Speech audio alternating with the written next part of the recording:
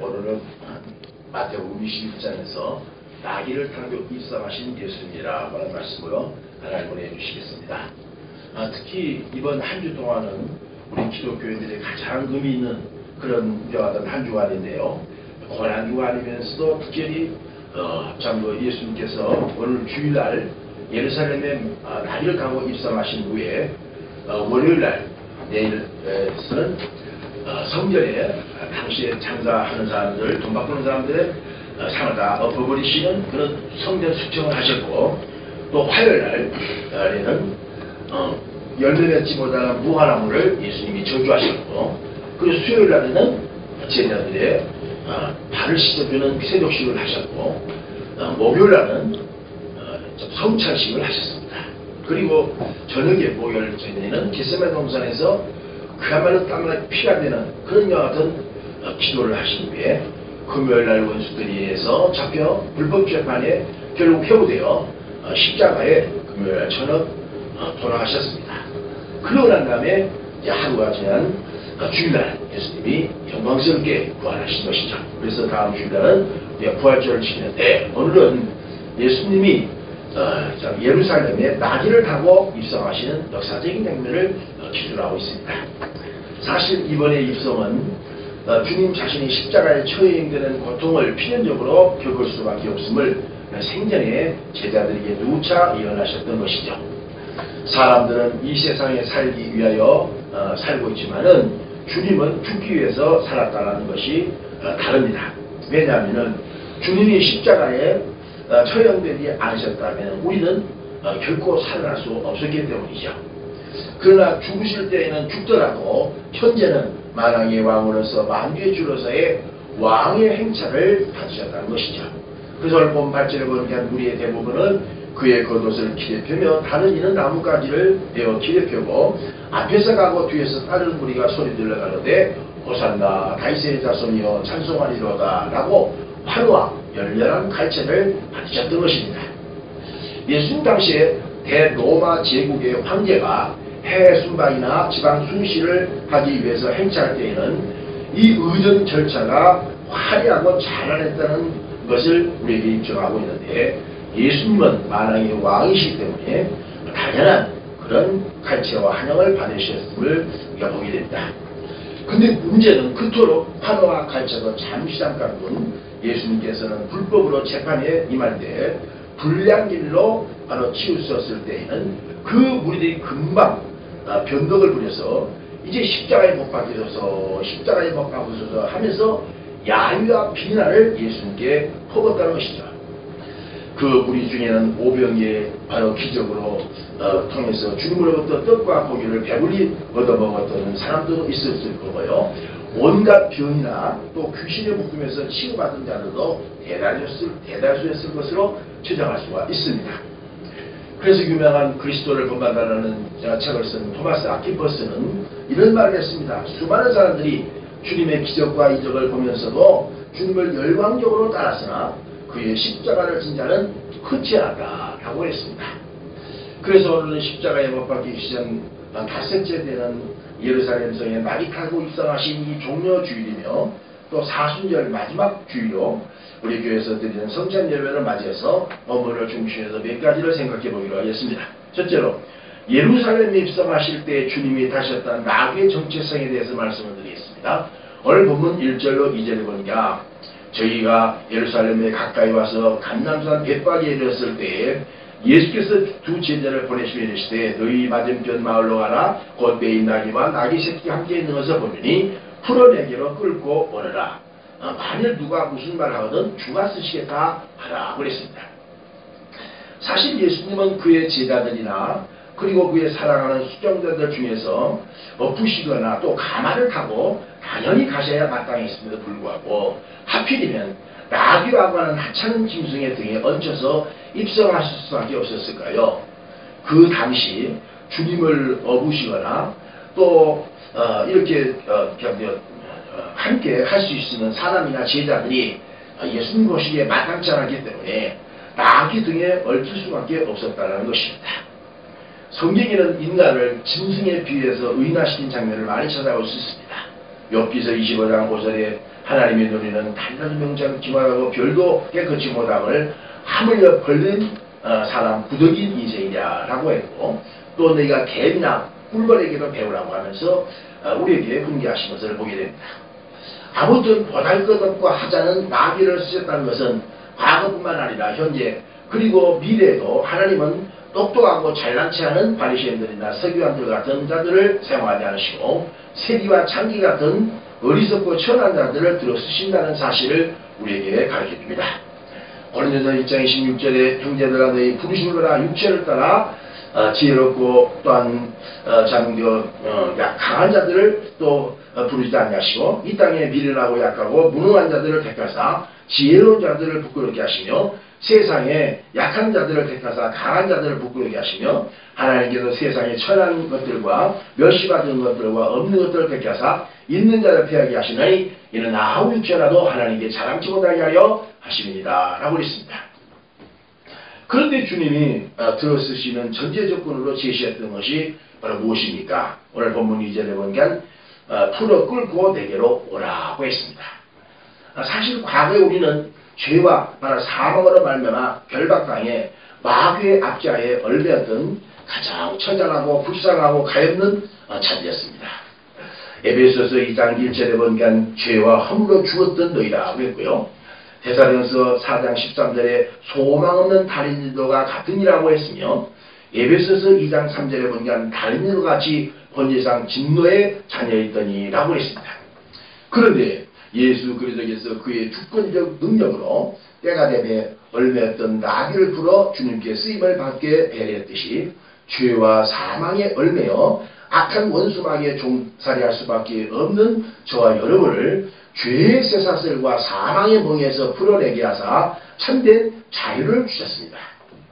주님은 일곱 귀신 들린 고연병에 시달린 여인을 자유케 하사 새사람으로 회복해 주셨고 또 18년 동안 사탄에 얽매여 꼬부라진 자를 자유케 하셨으며 그에게 아브라함의 딸이라고 새벽과 같은 별명을 주셨고 또 38년 된 병자와 12회를 혈혈증으로 고통당한 자들을 미리 고쳐주셨습니다. 마태복음 4장 23절에 예수께서 온 갈릴리에 두루 다니사 저희 해당에서 가르치시며 천국복음을 전파하시며 백성 중에 모든 약한 것들을 고치시니 그의 소문이 온 수리아에 퍼지니라. 사람들이 앓는 자, 곧 각색 병과 고통에 걸린 자, 귀신 들린 자, 간질하는 자, 중풍병자를 데려오니 저희를 다 고치시더라 그랬습니다. 그런데 문제는 수많은 사람들이 주님의 은혜로 죄와 사망에서 벗어났지만은 내게 맡겨준 주님의 십자가를 짊어지고자 하는 자는 내는 무관심하고 있다는 것입니다. 마치 주님을 잠시 자기 받은 이득에 이와 같은 이용물로 이용했다가 인정사정 없이 그것이 성취되면은 버려버린다는 이기주의에 편성된 현대인들의 병폐를 그대로 반영하셔야 할 수 있겠죠. 설령 십자가를 진다고 하더라도 짊어지고 가지 않고 오히려 질질 끌고 마지못해서 다니는 이와 같은 자들이 대다수라는 것입니다. 마태복음 16장 24절에 예수께서 제자들이 계시되 아무도 나를 따라오거든 자기를 부인하고 자기 십자가를 지고 나를 쫓을 것입니다 라고 말씀하셨습니다. 사무엘상 5장에 보면은 이스라엘이 빼앗겼던 법궤 때문에 블레셋의 큰 재앙이 덮치다 블레셋의 왕과 방백들은 두려워해서 결국 다시 빼앗았던 법궤를 이스라엘 땅으로 되돌려 보내는 역사적인 장면을 우리가 보게 됩니다. 그런데 선지자의 조언대로 법궤를 어디에다 싣고 가는지 아십니까? 두 마리의 암소에 새 수레를 만들어 그 위에 싣고 갔으며 두 마리의 암소는 수레를 부셔 마지막에 장작불에 태워 결국 암소가 장렬하게 죽습니다. 여기에 법궤는 주님 자신이시며 또한 그의 피로 사신 교회를 지시하는 것입니다. 그리고 법궤를 싣고 간 두 마리의 암소는 십자가를 짊어가서 숭배한 그리스도인의 모형을 예시해주고 있습니다.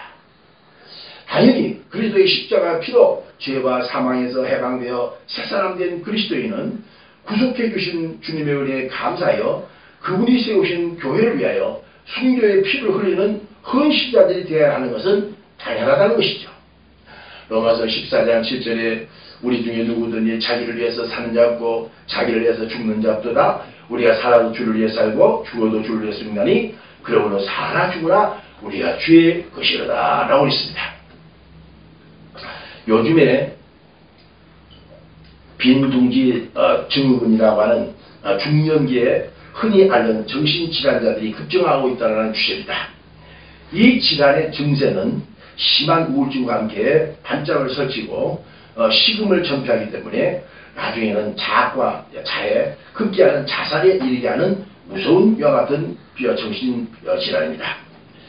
결혼해서 아기 낳고 키우며 뒷바라지 하느라고 정신없이 살았을 때에는 몰랐는데 애들을 대학 보내고 또 시집장가 보내고 하니까 정확히 이제 흩어져 중년에는 달랑 자기만 남는다는 이 고독감 때문에 비롯된 질병이라고 하는 것입니다.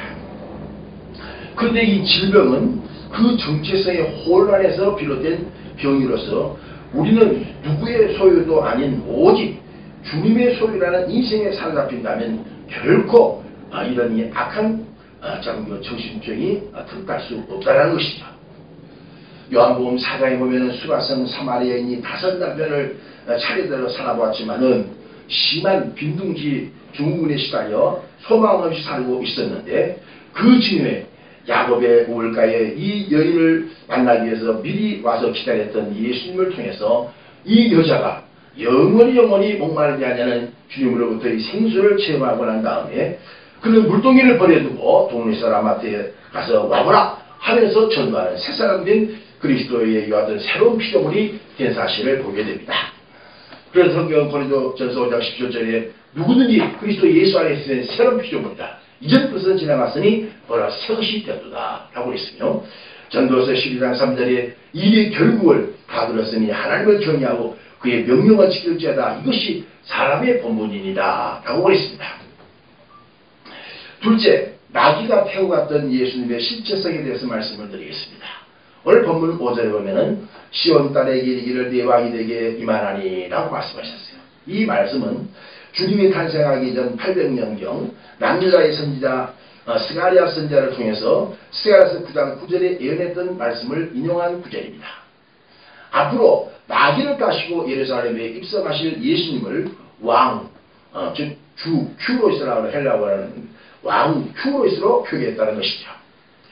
계시록 19장 16절에 보니까 그 옷과 다리에 이름 쓴 것이 있으니 만왕의 왕이시오 만유의 주라 하였더라고 반바성의 당시에 유배당했던 사도 요한에게 어느 주일날 환상 중에 성령께서 예수 그리스도를 계시하셨습니다. 그러면 구체적으로 나귀 등에 타셨던 예수님은 어떤 왕, 어떤 큐로이스요, 즉 어떤 주십니까? 첫째로 겸손하신 왕이십니다. 오늘 본문 5절 하반절에 그는 겸손하여 나귀 곧 멍에를 빼는 짐승의 획기를 탔도다 라고 했습니다. 대통령이나 왕의 덕목 중에 기본 덕목은 겸손인데 우리의 전직 대통령께서는 옥중에서도 깨닫지 못하고 머리새로 고집하며 겸손치 못한 자세를 보이고 있으니 답답할 따름할 수밖에 없겠죠.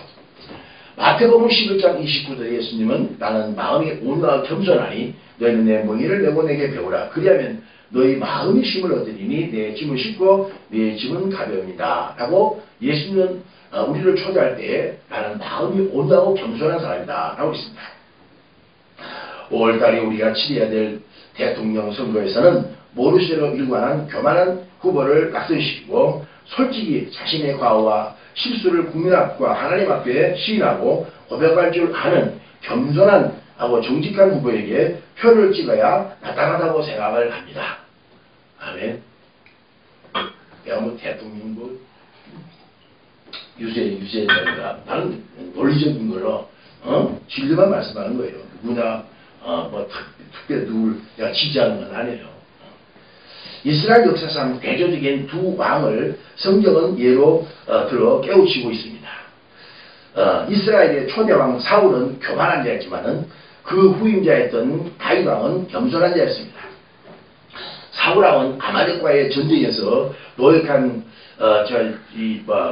모든 노획물을 또 군사의 이와 같은 노획물들을 왕과 또 군사 노획물들을 모조리 진멸하라고 선지자 사무엘을 통해서 경고를 받았음에도 불구하고 하나님께 제사 드린다는 이와 같은 명분으로 당시에 노획물 가운데 기름지고 살찐 소떼 양떼는 죽이지 않고 또 왕 아각은 뇌물을 받고 살려 바로 둔 것입니다. 그리고 전쟁터에 출전하기 전 화목제를 반드시 드려야 했는데 선지자 사무엘이 늦게 온다는 핑계를 내세워서 사울왕 자신이 화목제를 집리했던 월권을 자행했던 것입니다. 그럼에도 불구하고 사무엘 선지자의 이와 같은 책망을 받았음에도 사울은 회개하기는커녕 변명하고 급급하는 데만 나머지 하나님은 그를 버리신 것입니다. 그래서 사도행전 13장 21절에 그 후에 저희가 왕을 구하거늘 하나님이 베냐민 지파 사람 기스의 아들 사울을 40년간 주셨다가 패하셨다라고 사도 바울은 제1차 소아시아 전도여행 시에 피시디아 안디옥에 사용한 설교에서 그를 입증했다고 사도 의사 누가는 증명하고 있지 않습니까? 그런데 그의 후임자였던 이스라엘 2대왕 다윗은 달랐습니다. 선지자 나단이 다윗 왕의 간음죄를 책망하자 그는 변명하거나 핑계를 대지 않고 즉시 회개합니다. 그래서 시편 32편과 38편 그리고 시편 56편 이것이 51편 이게 전부 다 다시 회개십니다. 다 나단 선지자를 통해서 책망을 받았을 때 다시 큰 뼈를 깎는 그런 회개를 하는 장면을 보게 되죠. 그 결과 이새의 아들 바로 다윗은 내 마음에 합한 자라며 내 뜻을 온전히 이루게 하리라고 사도 바울은 천거를 하시죠. 그러므로 겸손한 왕 예수님을 모신 그리스도인들은 예수님 때문에 겸손히 자신의 과오와 실수를 변명하거나 핑계대지 않고 시인하고 고백하는 덕목을 잊지 않는 자라는 것이죠. 빌립보서 2장 5절에 너희 안에 이 마음을 품어라 곧 그리스도 예수의 마음이 이는 근본 하나님의 본체시나 자기를 낮추시어 십자가에 죽기까지 복종하시므로 하나님이 그를 높여서 하늘이나 땅이나 땅 안에 있는 모든 자들로 그를 무릎을 꿇고 하나님 아버지께 영광을 돌렸느니라. 아멘. 두 번째로 예수님은 승리하신 왕이십니다. 나귀가 태웠던 그 예수님은 승리하신 왕이었어요. 겸손뿐만 아니라 승리하신 왕이에요. 죽으시려고 예루살렘에 입성하셨던 예수님이셨는데 왜 승리하셨다고 하셨을까요? 십자가에 못 박혀 죽으셔야 인류를 죄와 사망 그리고 질병과 저주와 고통에서 건지시고 죽지 않고 영생을 얻을 수 있었게 하기 때문입니다. 요한복음 12장 24절에 하나님이 이 땅에 떨어져 죽지 않냐면 하늘 그대로 있거니와 떨어져 죽으면 한 열매를 맺느니라 라고 그랬잖아요. 주전 600년경 선민 이스라엘은 범죄함으로 바벨론 제국의 드보간네살 왕의 침공을 당해서 70년 동안 하나님은 악재와 고통 가운데 그들을 처참한 운명에 봉착하게 했었던 것입니다. 그런데 하나님께서 때가 되매 선민 이스라엘을 불쌍히 여기시고 국민을 위시사 구원하시기로 작정하셨습니다. 그러나 이스라엘 자국의 힘만으로는 이 바벨론 폴에서 석방될 수가 없기 때문에 하나님은 바벨론보다도 큰 초강대국인 페르시아의 고레스 왕을 사용하셨던 것입니다. 성경은 페르시아의 고레스 왕이 이 땅에 등장하기 전 170년경에 이사야 선지자를 보내사 이스라엘이 유다와 바벨론의 압제하에서 해방될 것을 예언했는데 하나님은 고레스를 이사야 선지자를 통해서 이렇게 첨가합니다. 이사야서 45장 1절에 나 여호와는 나의 기름 부음 받은 고레스의 오른손을 잡고 열국을 그 앞에 항복하게 하며 열왕의 허리를 풀며 성문을 그 앞에서 열어서 닫지 못하게 하리라. 내가 고레스에게 이르기를 내가 내 앞서가서 험한 곳을 평탄하게 하며 논문을 쳐서 부시며 쇠빗장을 꺾고 내게 흑암 중에 보아의 은밀한 곳에 숨은 재물을 주어서 너로 너를 지명하여 부른 자가 나 여호와 이스라엘 하나님 줄을 아니라. 할렐루야. 하나님 피지가 가지고 당시에 이 이스라엘을 압제하고 있는 이 바벨론의 그 어마어마한 큰 세력을 이 고레스가 하나님 다 미리 빗장을 다 풀어버리셨다는 거예요. 그래서 미리 그 모든 길을 열어놓으셨다는 것이죠. 그래서 그 결과 이스라엘을 억압한 바벨론을 멸망시키고 고레스 왕이 천하를 통일시켰고 졸지 이스라엘은 바벨론의 고레스의 측면으로 반포하여 해방을 70년 만에 얻게 된 것입니다. 네. 할렐루야. 자, 여기 고레스 왕은 승리왕 예수 그리스도를 예표하고 있습니다. 예수 그리스도는 철장문세를 가지고 질그릇 깨뜨리듯이 우리의 죄와 사망을 정복하시고 십자가에 죽으셨다가 3일 만에 부활하셨기 때문에 그리스도를 등에 얹혀 모시는 자들은 죄와 사망에서 자유케 되사 영생을 얻게 됩니다. 할렐루야. 히브리서 1장 3절에 그는 즉 예수님은 하나님의 영광의 광채시오 그의 본체의 형상이시다. 그의 능력의 말씀으로 만물을 붙드시고 죄를 정결케 하시는 일을 하시고 라고 했습니다. 히브리서 2장 14절에 사망으로 말미암아 사망의 세력을 잡은 자 곧 마귀를 없이 하시고 또 죽기를 무서워함으로 일성에 매여 종로는 모든 자들을 놓아주려 하심이니라. 예수님은 그의 절친한 친구였던 나사로가 죽은 지 나흘이나 지나 무덤에 갇혀있는 그에게 나사로에 나오라 하며 살려주셨고 라인성 과부의 독자가 해당장 야이로의 12살 난 어린 여와 같은 딸을 죽었을 때 살려주셨던 것입니다. 그러므로 능력과 권세가 많으신 전능하신 승리의 왕 예수 그리스도와 하나님 아버지를 모신 그리스도인들은 성령으로 말미암아 죽은 자들을 살리는 전도의 은사를 주셨고 병을 고치며 귀신을 쫓아내는 권세를 부여받았다는 사실을 믿으시기를 주의 원하노니 축원합니다. 마태복음 28장 18절에 예수께서 일러 가라사대 하늘과 땅의 모든 권세를 내게 주셨으니 그러므로 너희가 가서 모든 족속으로 제자를 삼아 아버지와 아들과 성령의 이름으로 세례를 주고 내가 너희에게 분부한 모든 것을 지키게 하라. 볼지어다 내가 세상 끝날 때까지 너희와 항상 함께 있게 하시리라 라고 말씀하셨습니다. 세 번째로 영원하신 왕이십니다. 이 세상 왕들은 영원하지 않습니다. 건물 10년 십시백일이라 했듯이 꽃은 10일을 못 가서 떨어져 낙화되듯이 권세는 10년을 못 가고 결국 허무하게 무너지지 않습니까? 박 전 대통령도 5년 임기를 채우지도 못하고 취임 4년 만에 권좌에서 쓸쓸히 물러나 말았지 않습니까? 그런데 예수 그리스도는 쇠하지도 아니하고 변함이 없으신 영원한 왕이십니다. 아멘. 그분은 고개를 숙인 법이 없어요. 고개 숙일 리도 없고 할렐루야. 하나님 아버지께서는 성자 예수 그리스도 성령 하나님과 함께 천지 만물을 창조하신 이후 오늘날 수억만 년이 지나는 동안 죽지도 않으시고 세세토록 살아있어 앞으로도 영존하실 지존자이십니다. 야고보서 1장 17절에 그는 변함도 없으시고 해자라는 그림자도 없으십니다 라고 사도 요한에게 부활하셨던 예수님께서 반모섬에서 유배당한 그에게 오셔서 친히 증언해 주셨고 또 계시록 1장 17절에 보면 가라사대 두려워 말라 나는 처음이요 나중이니 곧 산자라 내가 주님에 죽어졌노라 볼지어다 이제 세세토록 살아서 사망과 음부의 열쇠를 가졌노니 라고 부활하신 그 예수 그리스도 영원한 이와 같은 영존하신 예수 그리스도 그분을 사도 요한을 통해서 증언하고 있습니다.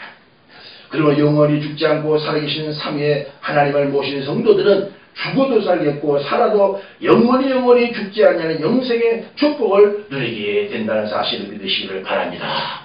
요한복음 11장 25절에 나는 부활의 생명이 날 믿는 자는 죽어서 살겠고 무릇 살아갈 믿는 영원히 죽지 아니라고 했으며 요한복음 5장 14절에 내가 진실로 진실로 너희에게 이르노니 내 말을 듣고 나 보내신 자의 하나님을 믿는 자는 영생을 얻고 심판에 이르지 않으니 사망에서 생명으로 옮겼느니라 했습니다. 그 결과에서 주 안에 죽은 자들은 초상집이 아니라 잔치집이 되는 것입니다. 그렇기 때문에 두려워할 것이 없습니다. 죽음도 두려울 것이 없습니다. 잔치날이기 때문에 할렐루야. 왜냐하면 하늘에 들어가면 영원하신 성삼위 하나님과 함께 영원히 바로 승리할 수 있는 기회를 얻고 영생하는 이와 같은 기별이기 때문입니다. 이처럼 겸손하신 왕 예수, 승리하신 왕 예수, 영존하시는 왕 예수를 모셔드리고 그분에 의해서 쓰임받을 수 있도록 본문에 등장하는 나귀의 주인처럼 주님이 쓰신다고 했을 때에 예수님의 제자들에게 이유를 묻지도 따지도 않고 회사 상품 선전을 묻지도 따지도 않고 근데 이 제자들에게 이 나귀 주인이 묻지도 따지도 않고 흔쾌히 예수님이 쓰신다 하니까 드렸어요. 야 대단해요.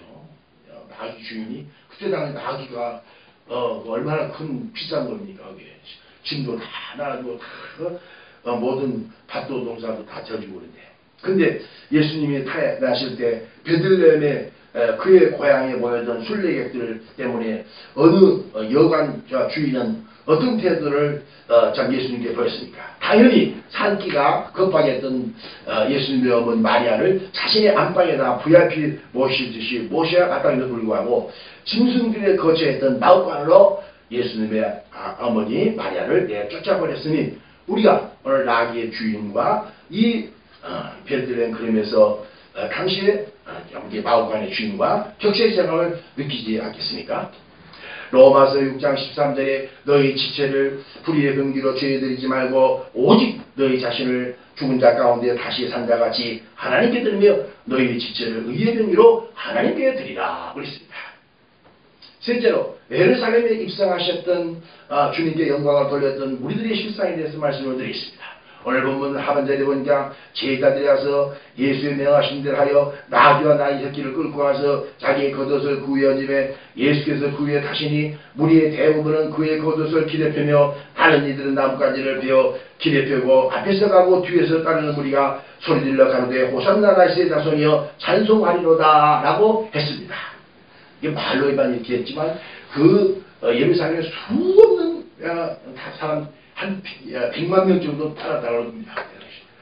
거기 그냥 예수님이 나귀를 타고 올라가실 때 그때 당시에는 리문진도 없었잖아요. 나귀를 타고 올라가실 때 얼마나 사람들이 환했겠냐 이 말이에요.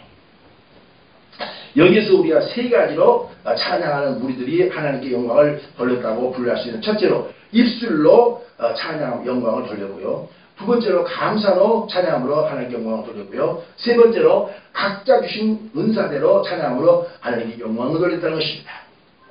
시편 145편 1절에 다윗은 왕이신 나의 하나님이여 내가 주를 높이고 영원히 주의 이름을 송축하리다. 왕이신 나의 하나님 내가 주를 높이고 영원히 주의 이름을 송축하리이다.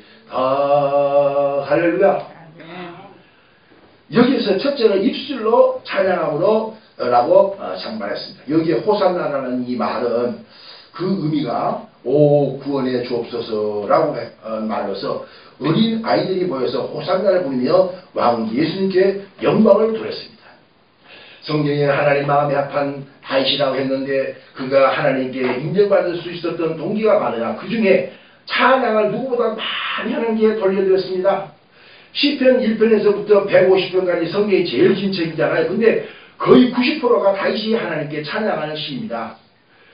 시편 24편 1절 문들아 너희 머리를 들자라 영원한 문들아 들자라 영광의 왕이 들어가시려다 영광의 왕이 되시며 강하고 능한 여호와시오 전쟁에 능한 여호와시로다. 오늘 이 성시로 제가 이걸 했는데 사실 이 말씀을 본문으로 택하려다가 마태복음 21장을 택했는데 이 말씀은 벌써 구약의 짝을 이루는 오늘 본문과 짝을 이루는 말씀입니다. 그가 얼마나 찬양에 독주했던지 당시에 빼앗겼던 법궤가 이스라엘 땅으로 되돌아오자 기뻐서 다시 마스가라기가 내리는 줄 모르고 찬양에 도취되어 어린애처럼 기뻐했던 것을 보게 됩니다. 그러니까 옆에서 창문에 보고 있던 그의 아내 미갈, 사울왕의 딸 미갈이 자신의 남편이며 기름 부은 자였던 다윗 왕을 보며 비웃고 업신여기며 저 영감태 이야기가 귀찮다 하면서 그런 것 같은 비웃은 말을 합니다. 그때 하나님은 이 미갈을 치십니다. 뭐라고 치십니다. 네가 네 기름 부은 하나님의 종을 그렇게 비웃고 업신여겼으니 네게 평생에 아기를 낳지 못할 태물을 받아고 있어요. 다윗의 후손을 통해 가지고 제일 그의 이와 같은 첫 번째 아내인 미갈을 통해서 배를 잇지 못했어요. 왜 그랬을까요? 기름 부은 종을 업신여기고 빌석이에요. 주의 종을 비웃고 업신이 마시가 한다. 그래서 에베소서 5장 19절에 시와 찬미와 신령한 노래들로 서로 화답하며 너희의 마음으로 주께 노래하며 찬양하라고 했습니다. 두 번째로 감사함으로 찬양했습니다. 오늘 본문에 겉옷을 벗어서 예수님이 타실 수 있도록 배려했다고 했고요. 또 길에 깔아서 주님이 모르도록 배려했다고 가르쳤습니다. 여기에 겉옷은 재산 목록 1호입니다. 그 당시는 지금과 달리 의복이 흔하지 않았기 때문에 의복을 재산 목록 제1호로 취급했어요. 그래서 여리고에 점령한 이스라엘을 통해서 여호수아는 그것 전부를 다 불태우라고 했건만 아가는 욕심이 생겨갖고 시날산 외투 한 벌과 금덩어리 은덩어리를 숨겼다가 그 가족과 더불어 진멸당한 걸 볼 수 있잖아요. 시편 96편 7절에 만방의 족속들아 영광과 영광을 여호와께 돌릴지어다. 여호와께 돌릴지어다. 여호와께 합당한 영광을 그에게 돌릴지어다. 예물을 가지고 그의 궁전에 들어갈지어다. 아름답고 거룩한 것으로 여호와께 경배할지어다 하고 있습니다. 하나님 편에서 아름답고 귀한 것은 예물을 드리는 것이라고 했습니다. 막달라 마리아는 주님 장례를 위하여 300데나리에 해당하는 옥합을 곁들여 예수님께 드렸으며 아리마대 요셉은 자기의 이와 같은 시신을 묻기 위해서 예배던 무덤을 예수님을 위해서 대신 드렸으며 니고데모는 유대 관원이면서 바리새인이었는데 예수님이 죽었을 때 신체를 달라고 당돌하게 요구하여 결국 예수님의 죽은 시신과 상품 100근을 전부 뿌렸다고 했습니다. 이 세상에서 평생에 모은 재산을 내가 죽을 때 이거 주고 한 푼도 가지 못하지만 미리 하늘나라에 쌓아둘 수는 있다고 주님은 가르쳤는데 그 방법은 생전의 믿음으로 하나님께 드리는 것이라고 했습니다. 마태복음 6장 19절에 너희를 위하여 보물을 땅에 쌓아두지 말라. 거기는 총과 동록이 해하며 도적이 구멍을 뚫고 도적질하느니라. 어디 너희를 위하여 보물을 하늘에 쌓아두라. 그곳은 도적이 구멍을 뚫지도 못하고 도적질도 못하느니라. 네 보물이 있는 곳에 네 마음도 있느니라. 그런데 감사로 하나님께 찬양하기 위해서는 그 기본적인 전제 조건이 있는데 인색함이라는 복합이 깨어져야 됩니다. 초대교회 성도들 보십시오. 아름답고 귀한 보물급 은혜를 다름 아닌 성도들의 감사함으로 하나님께 예물을 흔쾌히 드렸다고 의사부가는 사도행전 4장 32절 이렇게 정합니다. 믿는 무리가 한 마음과 한 뜻이 되어서 모든 물건을 서로 통용하고 제재물을 조금이라도 적으시려 하는 이가 하나도 없더라. 사도들의 큰 권능으로 주에서의 부활을 증거하니 무리가 큰 은혜도 그 중에 핍지 않은 사람이 없으니 이는 밥과 집이 있는 자는 팔아 그 값에 판 것을 가져다가 사도들의 밥에 두매 저희 각 사람 일을 따라 나눠 주었더라. 아멘. 세 번째로 맡겨진 은사대로 찬양했습니다. 오늘 본문 8절에 다른 이들은 다음 가지를 배워 길에 폈다고 했는데 다른 복음서인 누가와 마가복음에는 종려가지를 흔들어 왕 예수의 입성을 환영했다라고 적어나오고 있습니다.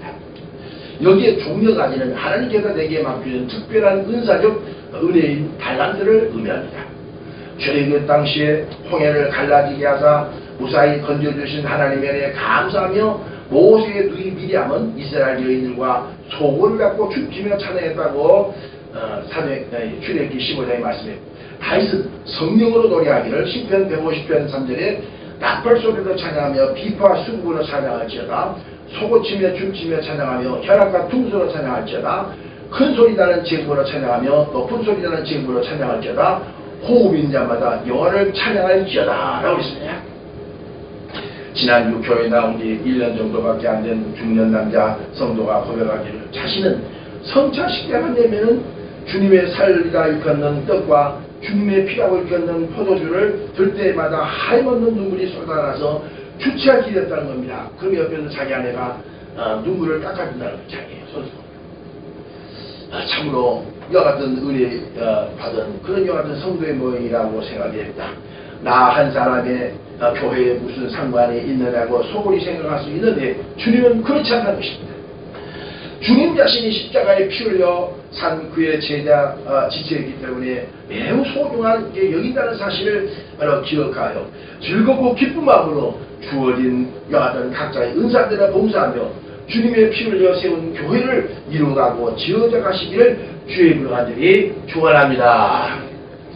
끝으로 예수님을 태웠던 나귀가 받은 영광에 대해 말씀을 드렸습니다. 보잘것없고 하찮은 나귀는 예수님을 등에 태우고 예루살렘을 향해 올라갈 때에는 숨이 헉헉거리고 그야말로 고달팠겠지만은 주님이 받은 영광을 예수님 때문에 받으셨던 것이죠.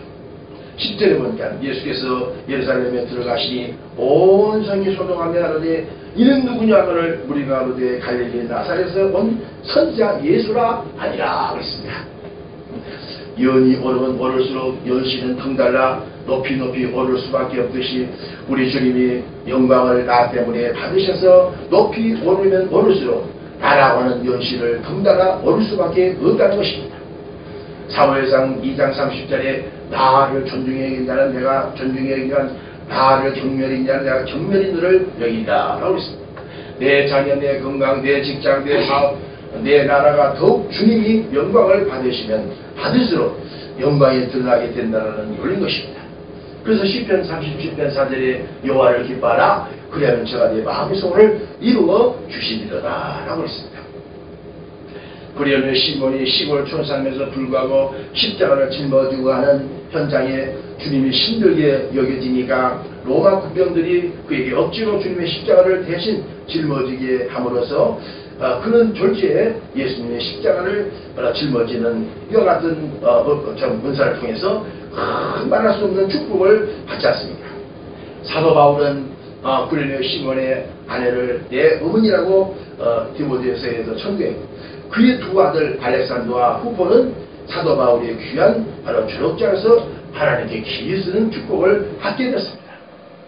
물론 죽어서 순교를 비록 못할지라도 살아서라도 순교자적인 각오로 우리가 살아야 됨이 그리스도인의 바른 하나님께 대한 도리라고 바로 생각합니다.